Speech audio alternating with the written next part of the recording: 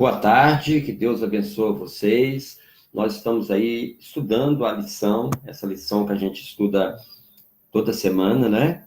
E nós estamos falando a respeito dos primeiros líderes da igreja primitiva. E hoje nós vamos falar a respeito do ministério de Estevão. E eu convido a você a abrir a sua Bíblia e ler o livro de Atos, do capítulo 6, dos versos 8 e 15. Bom, nós estávamos falando ontem de um problema que surgiu na igreja primitiva, uma murmuração ou uma suspeita de que as viúvas de origem grego-romana, ou seja, judeus, gregos romanos, as viúvas deles, estavam aí, havia uma suspeita que elas não estavam sendo corretamente atendidas.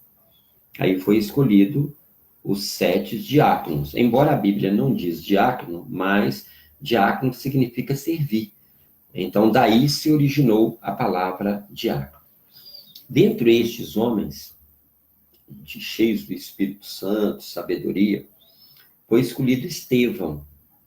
E Estevão, ele se destacou, não só ficando só por conta de servir nas necessidades materiais.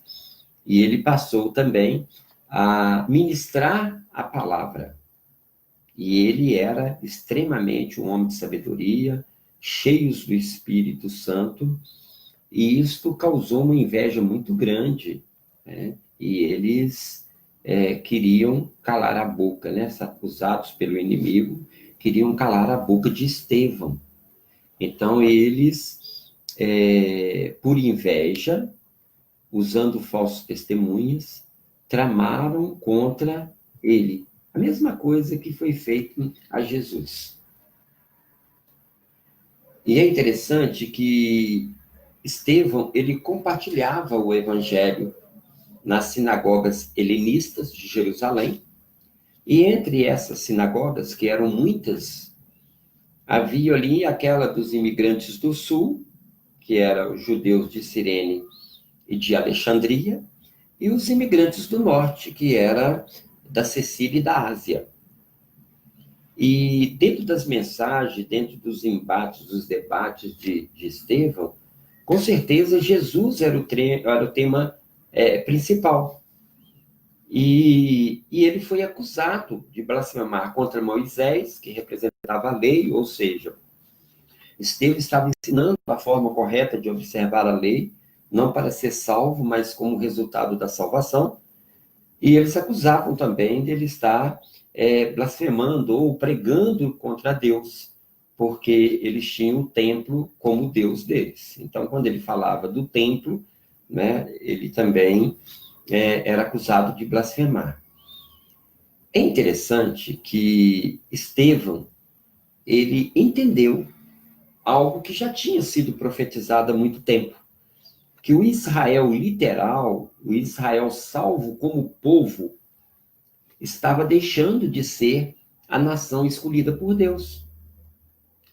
Estevão entendeu e estava repassando que o templo de Jerusalém deixara de ser o centro de adoração e que Deus estava escolhendo agora o Israel espiritual.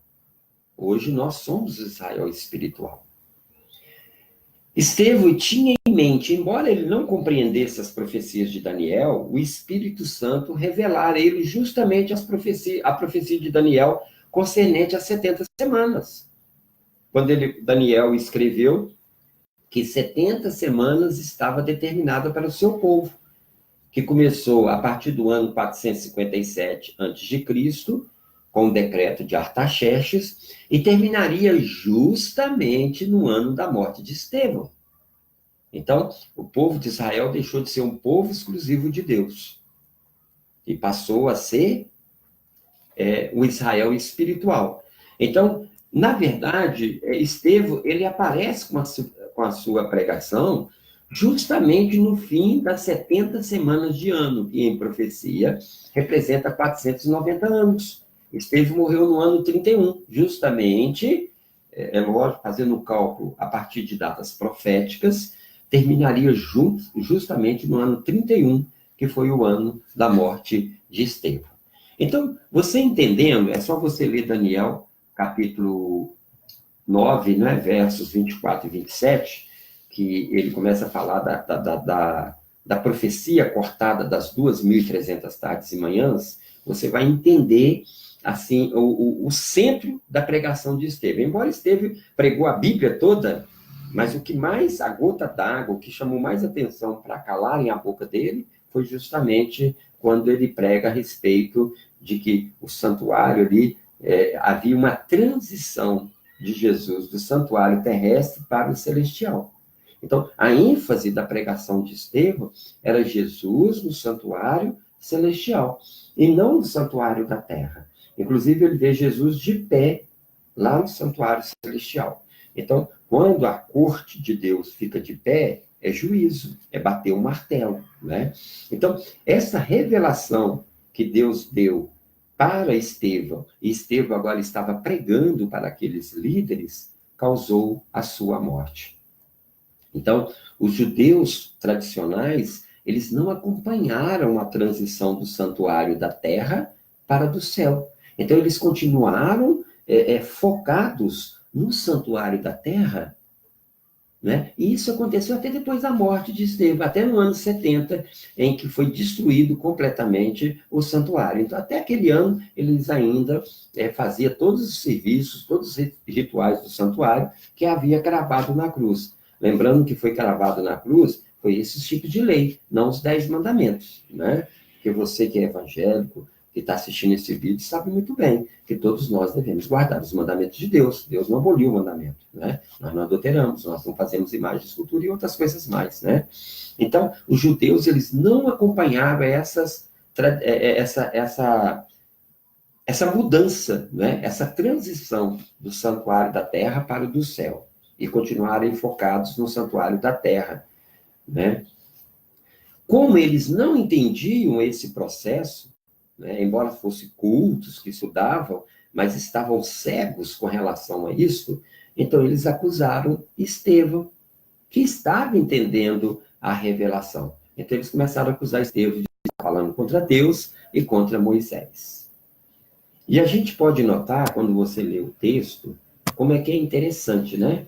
Eles, no caso, Estevão era o réu. Mas se você for ver, inverteu.